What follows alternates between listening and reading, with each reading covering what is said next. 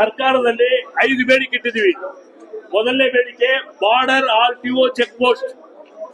ಇಡೀ ರಾಷ್ಟ್ರದಲ್ಲಿ 14 ಸ್ಟೇಟ್ ಅಲ್ಲಿ ತೆಗೆದಿದ್ದಾರೆ. ಹಂಗಿರುವಾಗ ಮಹಾರಾಷ್ಟ್ರದಲ್ಲಿ ಇವತ್ತು ರಾತ್ರಿ ತೆಗೆದಿದ್ದಾರೆ, ಆಂಧ್ರದಲ್ಲಿ ಆಲ್ರೆಡಿ ತೆಗೆದ್ಬಿಟ್ರು. ಯಾಕೆ ಬಾರ್ಡರ್ ಚೆಕ್ ಪೋಸ್ಟ್ ಬೇಕು ನಮಗೆ? ಎಲ್ಲ ಡಿಜಿಟಲ್ ಆಗಿದೆ. ಹಂಗಿರುವಾಗ ಯಾಕೆ ಬೇಕಂತ ಹೇಳಿದ ತಕ್ಷಣ ಸಾರಿ ಸಚಿವರು 25 ವರ್ಷ ಕಾಲ ಇದ್ದು ಬಾರ್ಡರ್ ಚೆಕ್ ಪೋಸ್ಟ್ ಕೂಡಲೇ ಆ ಸ್ಟೇಟ್ಗೆ ಹೋಗಿ 2 ತಿಂಗಳಲ್ಲಿ 4 ಸ್ಟೇಟ್ ಅಲ್ಲಿ ಹೋಗಿ ಸ್ಟಡಿ ಮಾಡಿ 3 ತಿಂಗಳಲ್ಲಿ ಬಾರ್ಡರ್ RTO ಚೆಕ್ ಪೋಸ್ಟ್ ನ ತೆಗಿತೀನಿ ಅಂತ ಹೇಳ್ಬಿಟ್ಟು ಹೇಳಿದ್ದಾರೆ. ಎರಡನೇದು, ಈಗ FC ಮಾಡಕ್ಕೆ ಪಾಪ 6 ವರ್ಷ ಗಾಡಿ 7 ವರ್ಷ ಗಾಡಿ ಹೋಗುವಾಗ 15,000 ರೂಪಾಯಿ ಅವ್ರು ದುಡ್ಡು ಕೊಡ್ಬೇಕಾಯ್ತು. ಅದನ್ನ ಕೂಡಲೇ ಅದನ್ನ ಪೆಂಡಿಂಗ್ ಇಟ್ಟಿದ್ದಾರೆ. ಅದರಿಂದ ಬಹಳ ದೊಡ್ಡ ಸಂತೋಷ ಆಗಿದೆ. ಮೂರನೇದಾಗಿ ಟೋಲ್, ಹೆದ್ದಾರಿ ಟೋಲ್ ನ ಪೇಂಟ್ ಮಾಡ್ಬಿಟ್ಟು ಹೆದ್ದಾರಿ ಟೋಲ್ 18 ಟೋಲ್ ಕಲೆಕ್ಟ್ ಮಾಡ್ತಾ ಇದ್ದಾರೆ. ಮಾನ್ಯ ಮುಖ್ಯಮಂತ್ರಿಗಳ ಹತ್ರ ನಿನ್ನೆ 2 ಗಂಟೆ ಹೊತ್ತು ಚರ್ಚೆ ಆಯ್ತು.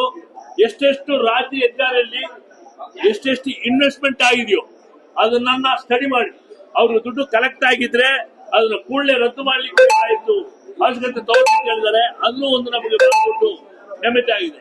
ಡೀಸೆಲ್ ಪ್ರೈಸ್ ನಿಮ್ಗೆಲ್ಲರಿಗೂ ಗೊತ್ತಿದೆ. ಡೀಸೆಲ್ ಪ್ರೈಸ್ ಜಾಸ್ತಿ ಆಗ್ತಾ ನಮಗೆ ಬಾಡಿಗೆ ಸಿಗ್ತಾ ಇರಲಿಲ್ಲ. ಅದರಿಂದ 23 ವರ್ಷ ಆಗಿ ಈ ಸರ್ಕಾರದಲ್ಲಿ ಹಲವಾರು ಮನವಿ ಮಾಡಿದ್ವಿ.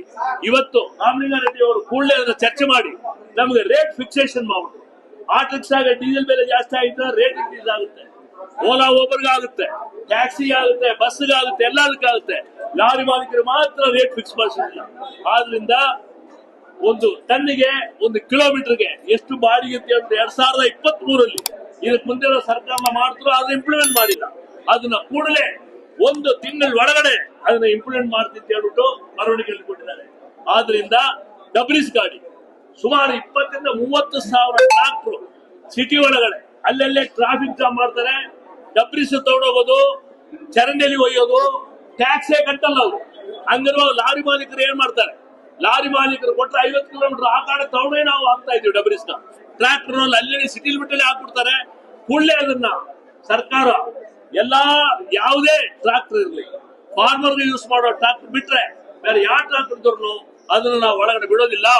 ಅಗ್ರಿಕಲ್ಚರ್ ಪರ್ಪಸ್ ಇರೋ ಟ್ರಾಕ್ಟರ್ಗೆ ಕಮರ್ಷಿಯಲ್ ಲೋಡ್ ಮಾಡಬೇಕಂತ ಅವಶ್ಯಕತೆ ಇಲ್ಲ ಅಂತ ಹೇಳ್ಬಿಟ್ಟು ಹೇಳಿದ್ದಾರೆ. ಆದ್ರಿಂದ ಅದ್ರ ಜೊತೆಗೆ ನೋ ಎಂಟ್ರಿ ಬಹಳ ಇಂಪಾರ್ಟೆಂಟ್. ಈ ಚಿಕ್ಕ ಗಾಡಿಗೆ 5 ಗಂಟೆ ಮ್ಯಾಗೆ ಒಳಗಡೆ ಬಿಡ್ತಾ ಇರಲಿಲ್ಲ. ಈಗ ಎಕ್ಸ್ಟೆನ್ಷನ್ ಮಾಡಿ ನಿನ್ನೆ ಪರಮೇಶ್ವರ್ ಅವರು ಮಾತಾಡುವಾಗ ಹೋಮ್ ಮಿನಿಸ್ಟರ್ ಸರಿಯಾದ ಚರ್ಚೆ ಮಾಡಿ ಕಮಿಷನರ್ ಹತ್ರ, ಪೊಲೀಸ್ ಕಮಿಷನರ್ ಮಾತಾಡಿ ನಿಮ್ಗೆ ಅನುಕೂಲವಾದ ಟೈಮ್ ಮಾಡ್ತೀನಿ ಅಂತ ಹೇಳ್ಬಿಟ್ಟು ಆಶ್ವಾಸನೆ ಕೊಟ್ಟಿದ್ದಾರೆ. ಆದ್ರಿಂದ ನಾವು ಮಾಡಿರೋ ಮುಷ್ಕರನ ಇವಾಗಿಂದನೇ ನಾವು ಹಿಂದೆ ಬಿಡ್ತೀವಿ. ಸರ್ಕಾರಕ್ಕೆ ಮತ್ತು ಲಾರಿ ಮಾಲೀಕರಿಗೆ, ಪಬ್ಲಿಕ್ಗೆ ಎಲ್ಲರಿಗೆ ಬಹಳ ದೊಡ್ಡ ಧನ್ಯವಾದ ಅರ್ಪಿಸ್ತೀವಿ. ಸುಮಾರು 4,500 ಕೋಟಿ ಮೇಲೆ ಸರ್ಕಾರಕ್ಕೆ ಒಂದು ದಿನಕ್ಕೆ ವಹಿವಾಟು ನಿಂತೋಗ್ಬಿಡುತ್ತೆ. ಆದ್ರಿಂದ ಕೂಡಲೇ ಅವ್ರು ಮಾಡಿದ್ದಾರೆ. ಆದ್ರಿಂದ ಸರ್ಕಾರ ಎಚ್ಚರಿಕೆ ತಗೊಂಡು ನಮ್ಮ ಬೇಡಿಕೆಯನ್ನ